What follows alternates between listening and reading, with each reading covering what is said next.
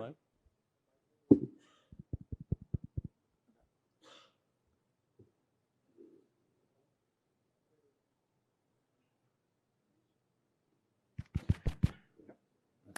All right, good morning. Good morning. My name is Jeff Lowe-Castro, founder and CEO of Neener Analytics. I'm joined today by my co-founder and CTO, Mark Tomlinson.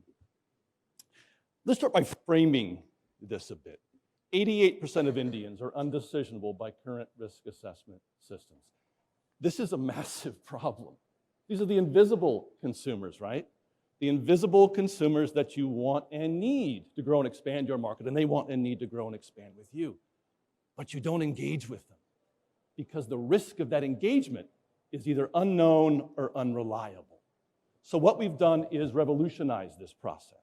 We've revolutionized financial risk decisioning to one click of the consumer's social media profile, or as little as a 3-minute chat with ARIA. We are in 11 countries, and we've never had a default reduction less than 27%. We've never had a volume increase less than 28%, not once. It works every time because we look at it this way. What if you could sit each customer down with a psychologist and just ask them, are you really going to pay us back? Because that's the question, right? The question is not can they, that's easy to figure out. The question is, will they? So 2 products, click-based, chat-based. We're going to demo both of them for you this morning. Let's take a look first at our click-based solution. Mark? So the click-based solution really couldn't be easier. It just drops into your existing application.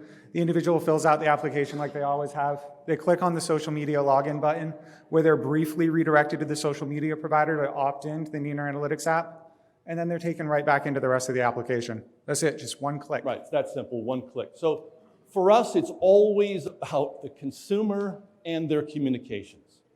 Let's take a look now at our chat-based solution, or ARIA, the Autonomous Risk Information Assistant, the world's first augmented AI chat-based risk decision tool. Mark, introduce them to ARIA. Now, since the average chat lasts about 15 minutes, but we've only got 252 left, we're going to have to show you the highlight reel. Now, as your consumer voluntarily engages in conversation with ARIA, ARIA is not only filling out the application for them, but is also assessing that individual's risk qualities and correlating them to specific financial outcomes. Right, you want a new car, right? Yeah, let me ask ARIA. You told me you wanted a new car. Do a Tesla, do a Tesla. Okay, can I apply Do a Tesla. for a Tesla, right? new car loan? No, that's And we're going to do Tesla. Okay, we're going to do a Tesla. Okay, cool. So with ARIA, this is not a Q&A. This is not an interrogation, but rather she's designed to engage with the consumer. Look, 84% of consumers prefer online chat to any other form of engagement. Consumers hate loan applications. And 54% of consumers quit or abandon that application before completion. Over half your customers are just walking away. Think about that. Let's rejoin Mark and ARIA from the perspective of the lender. Now, the dials that you see here, the consumer would not see, but we're showing them to you so you can literally see decisioning happening in real time. So let's rejoin Mark and ARIA. Now watch those dials and see how Mark's responses reflect his risk positively or negatively. ARIA is engaging him in conversation. I hope you all can see this. That had a huge impact. You might get this, Mark. She thinks this is my dream job. This is so cool. So this is really cool. As with all our social media directed products, the results you see up here are all tuned to your bank's risk preferences. This allows you to expand your market without you needing to increase your acceptable risk threshold. Now, ARIA is making decisions about your applicant the same way that people make decisions about other people, by engaging them in conversation and getting to know who they really are, exactly like people. Only she can do it better. She provides higher accuracy with less bias. And she's able to use positive and insightful commentary to encourage the free flow of information from your consumer as she plays the part of our psychologist, helping you understand whether or not this will be a successful loan. Now let's get back to what the consumer sees and on to the next highlight. Cool. Now ARIA is wrapping up the conversation with Mark, having gathered all the information that she needs. But remember, with ARIA, it's about those communications in real time.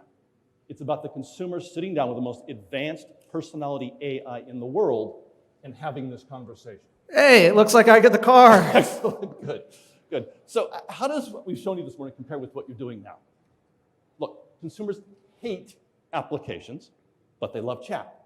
And you want more decisionable opportunities. With ARIA, we've combined all that. And with our two risk products, click-based and chat-based, both are designed to help you say yes to more people, the 88%, without increasing your current acceptable risk threshold, and it works every time.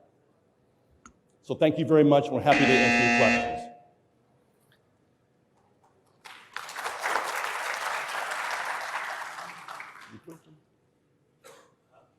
When did you launch this product and to what extent can you scale it up? We're in 11 countries. Sorry? 11 countries. We're with global banks all the way down to the local region. How many users? Millions. Yeah, when I say this is not entrepreneurial hyperbole when I say it works every time. We have never had a default reduction less than 27%. It hasn't happened. We've never had a volume increase less than 28. It hasn't happened. Not once. How we can do this is that we are not big data. We're probably not big. Big data is nothing but aggregations or pools of affinity lumped together to create correlation that masquerades as something individual. But rather, we're small data. So if there's any takeaway for us this morning, it's that we have cracked the code on small data. One individual equals one specific individual risk outcome. A unique matrix for each and every consumer that manifests in binary outcomes, exactly the way people make decisions about other people. Now, this is not willingness to pay. Willingness is I wanted to, but I didn't. Willingness is a credit score, right? I wanted to, but I didn't. This is will they or won't they? Will they or won't they? Back in 1940, when my grandfather bought his first house, he walked through the back of the bank and said, I know you. Small data. My other grandfather, who didn't live in the same city or state, if you were to walk into that same bank, that would say, no, I don't know you, but I know people like you. Big data. That's the code. How do you ensure there is no bias in the entire process? I love that question. It might take me out of 2 minutes, but I'll try to do my best. We're looking at conditions and domains that every human being on the planet possesses. American humans, Mexican humans, Colombian humans, Brazilian humans, Indian humans, all possess these characteristics, these qualities, domains, and conditions, just in different ratios individually. We have gone through, for example, the highly regulated environment of the U.S. We have gone through our fair lending analysis with zero disparate impact. Small data. Small data. Zero disparate impact.